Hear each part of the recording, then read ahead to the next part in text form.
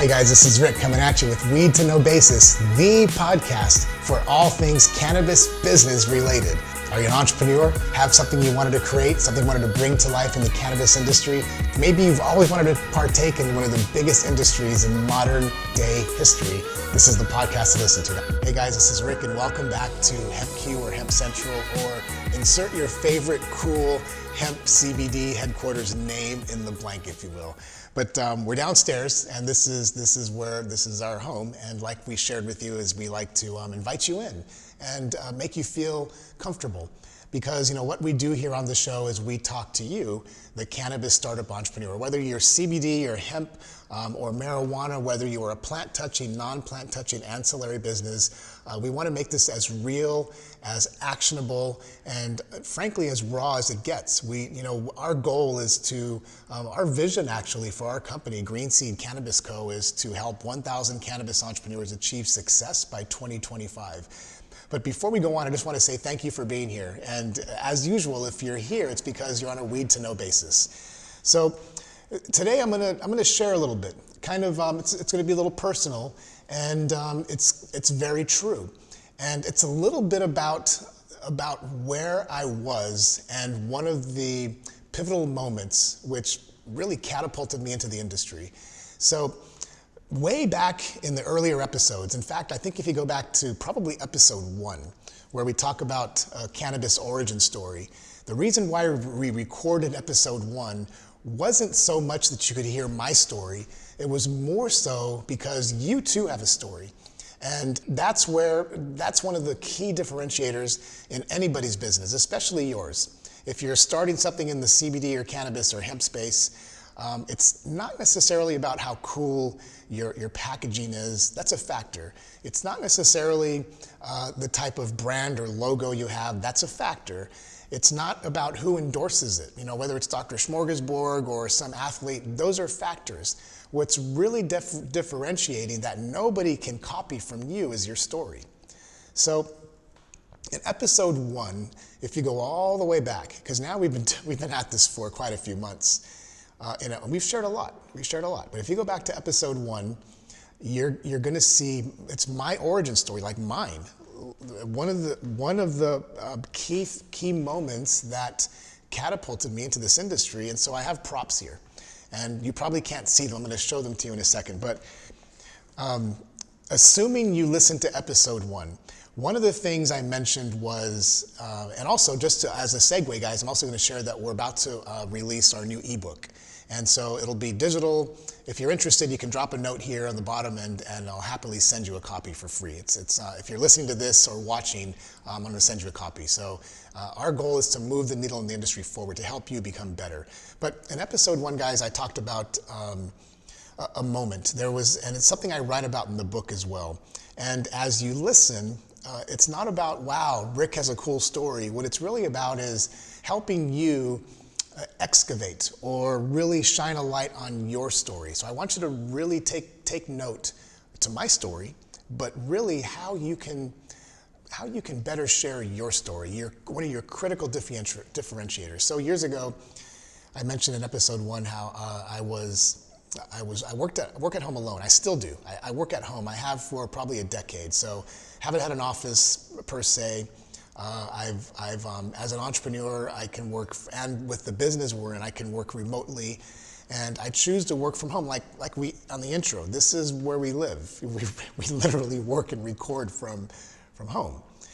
But it was several years ago, and I was working at home. It was during the day, just like it is now, just a regular old day, probably summertime, and I was experiencing like shortness of breath and little anxiousness, and something maybe you've experienced, and nothing to be alarmed about. But then I realized that it was getting a little bit worse, and couldn't quite grasp it. And just as an aside, for those of you who don't know, I've been a registered nurse, a trauma ER nurse, since the mid-90s. So now as I explain this, I want you to imagine that you are somebody who has worked in trauma and ER centers or rooms across the country and in the military.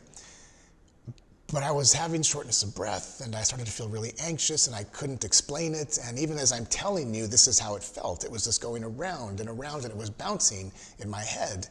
And I write about this in the book and also in the earlier episodes, and I didn't know what was going on. So what happens, guys, and I'm not going to steal thunder from the book, but I ended up being rushed to the emergency room. And I thought for sure, because I'm an experienced ER nurse, I haven't nursed in a while, but you don't forget stuff. I thought for sure that my day was numbered, like legit, like I'm being, like this is not a laughing matter, guys. At that moment in time, I thought I was in a world of shit, like seriously, and it wasn't getting better. And then I was experiencing the symptoms of what's called an MI, or a myocardial infarction, a heart attack. And, you know, radiation to my arm and pain here, and I'm like, holy shit. And of course that just compounded it. You see what I'm saying? It made it worse. And so the EMS showed up, and I talk about the details in the book, but EMS shows up, guys. I get to the emergency room, and they begin to do their thing with me, like on me, and I'm still kind of a little freaked out thinking, dudes, I'm having a heart attack. You need to be doing more. Fast forward is I didn't have a heart attack. I had a significant panic attack. Severe, actually. Call it anxiety, but the physician said, you know, Rick, you had a severe panic attack. And I'm like, I don't have panic attacks. You know, I'm an entrepreneur.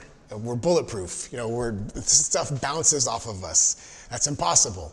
You know, we've been around the block and done stuff. And he said, no, Rick, you had a significant panic attack, like a serious one. And we're going to refer you to another physician because I'm in the emergency room. And so we have a family physician, and we went to our family doctor and also to some specialists and whatnot. And we followed up like you should. I mean, it's your health. It's your health. And without your health, then what else do we have? That's the truth, guys. See, I'm no good to anybody, especially my family, my shareholders, my kids, our clients, if I'm in a hospital bed. Or worse. You see what I'm saying? So of course we followed up, and I was subsequently prescribed a bunch of meds. These are the actual meds.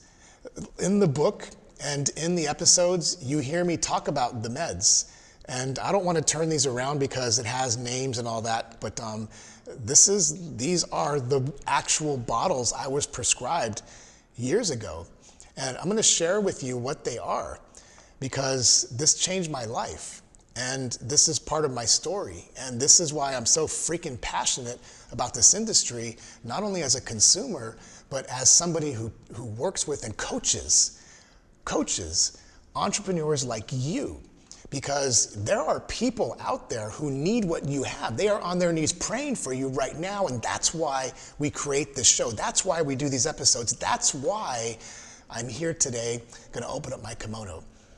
And I'm familiar with these. Like, I'm a nurse. And when my physician prescribed these, I had not heard of CBD at that time. I didn't know what it was. I guess I had heard of cannabis and marijuana, but I live in Texas. I can't just go buy a joint to decrease anxiety. I was brought up in the world as an anti-cannabis. Basically, it's the devil's lettuce. I was brought up with values that there's no redeeming quality in the plant. So my only alternative, I thought, was these 3 bottles.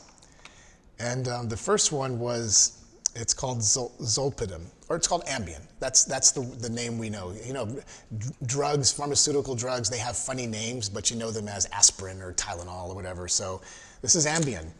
And take 1 tablet by mouth every night at bedtime. And I did, every night, every night. And I'm sure you all have heard, you can probably, not yet, but you know, when you're not driving or after the show, is you can Google Ambien, and there's all kinds of horror stories around Ambien nightmares and Ambien stuff. And I will say, guys, that I slept. And it was necessary for me at that point in my life. I had never taken anything like an Ambien. I've just always slept. But for whatever reason, several years ago, things just started shifting. And Ambien was the first one. And this is not anti-pharmaceutical. I just want to be clear, guys. This is pro-cannabis. I want to make the distinction, guys. I still believe in Western medicine. but this is not an anti-pharmaceutical statement. This is a pro-CBD statement. The next one, and these are going to be maybe meds you've not heard of, and you may need to go Google them, and you're going to be thinking, holy shit, because I did, and so did my wife. The next one, it's called, I'm not even going to mess with the drug name. I'm just going to tell you it's called Lexapro. Lexapro, just like it sounds, Lexapro. And take 1 tablet by mouth every day. You guys can look up Lexapro. You can see what it's supposed to be for. And this was prescription number 2 for me. I had never taken anything like this before. And because of the severity of my ER visit, I took 1 tablet by mouth every day. Or in medical or nursing vernacular, it's 1 tab QD PO. If you're a nurse or doctor, you know what that means. And I took 1 tablet by mouth every day. I took 1 of these by mouth every night at bedtime. But wait, there's more. So, but wait, there's more. So then they proceeded to prescribe a 3rd med, and there's actually 1 more, but that bottle isn't here. This is, and again, I'm going to give you the name. It's called Klonopin, and it's with a K, Klonopin. So check out Klonopin, and this was take 1 tablet by mouth 3 times daily as needed. What that means is when you're feeling fucked up, put 1 in your mouth. That's what it meant, seriously. And I'm like, I don't want to feel that way again. I will take 1 of these by mouth every day. I will take this 1 by mouth every night for sleep. I will keep these close by, so if I need 1, I can take up to 3 daily to help me cope. Honestly, that's really what it boils down to. There's another one that's not here, it's lorazepam, it's Ativan, and that was when it got really bad. And that's as real as it gets, guys. You have your reasons for jumping into this industry, and I really hope it's beyond just the opportunity. I really hope and pray that it's because you want to make a bigger impact and maybe help somebody. So this was my life. And beyond the pills, the part you can't see is the person I became. My wife, she would say that, Rick, you're like a zombie. And that's kind of like how I felt. You know, when I watched, and I used to be a real zombie movie fanatic and watch them and all of them. And sometimes, honestly, you kind of wonder, I wonder if they think or feel, and you think, well, they can't. They just kind of meander through life. That's how I felt. Everything was foggy. But here's the thing, is I didn't have any more of those significant or severe panic attacks. I didn't. And I actually was sleeping better because of these prescription meds. But I wasn't me. And then this whole emergence, for me at least, I mean, CBD was there, I just wasn't aware. It hit my consciousness, my radar, and I realized that I think I needed to try an alternative. Now, I am not recommending this to anybody to do this. I'm not a physician, so I'm just an advocate. I'm a consumer. I help entrepreneurs achieve the success they want in the cannabis industry. I'm basically a coach to high-level cannabis entrepreneurs, no pun intended. So I'm not saying this is a recommendation, so please understand that. But I realize that if there's an alternative, I owe it to not just myself, but to my clients at the time and my family to try it, because I wasn't myself. And so I started to take CBD. I started just the way maybe a lot of you have with the tincture. You know, like, how the hell do I take a tincture? And I realized that you put it under your tongue, sublingual, you know, the drops, or however you want to call it. And I started to understand more about dosing. But frankly, guys, it wasn't so that I could become a CBD advocate or in the industry. It was so I could be better. And so I started, because of my personal experience, understand how to dose it for myself. What the distinctions were between 500 milligrams, 1,000, and 2,000, full spectrum and isolate. And it was that path to discovery to actually heal myself that led me down the path I am now. Does that make sense? So I'm not saying you should quit your medications at all. What I'm saying is I would compel you to think outside of what you know to be true and give something a chance. They say kind of like give love a chance, give CBD a chance. It did change my life. It changed my life to the extent that I decided I was going to keep these, and these are literally the bottles. Like I can read them right here. Rick Martinez, take 1 tablet by mouth every night at bedtime. 30 tabs, Zolpidem, 10 milligrams, generic for Ambien, 10 milligram tablet. I'm literally, these are not made up. This is the actual bottles. I kept them. 30 tab, escitalopram, I can't even pronounce it, guys. 20 milligrams. The NDC numbers on here. No refills may cause dizziness, may cause drowsiness, alcohol, blah, blah, blah, blah, blah. And then the third one. My point is that, guys, these aren't just bottles I had my wife bring down here. These are literally the bottles, except for the Ativan, because I think I actually took all the Ativan. But at the time, not today, at the time. If you heard the chuckle, it's Chris, the producer behind the camera. But you have to take all those, if not multiple times a day. I take these, yes, no, I had to take these, like it says. Ambien was take 1 by mouth every night at bedtime. The Lexapro, take 1 tablet by mouth every day. And the clonazepam, the Klonopin, was take 1 as needed up to 3 times a day. So yes, this was part of my daily regimen. Flintstone vitamins and drugs. And I just knew there had to be a better way. There had to be.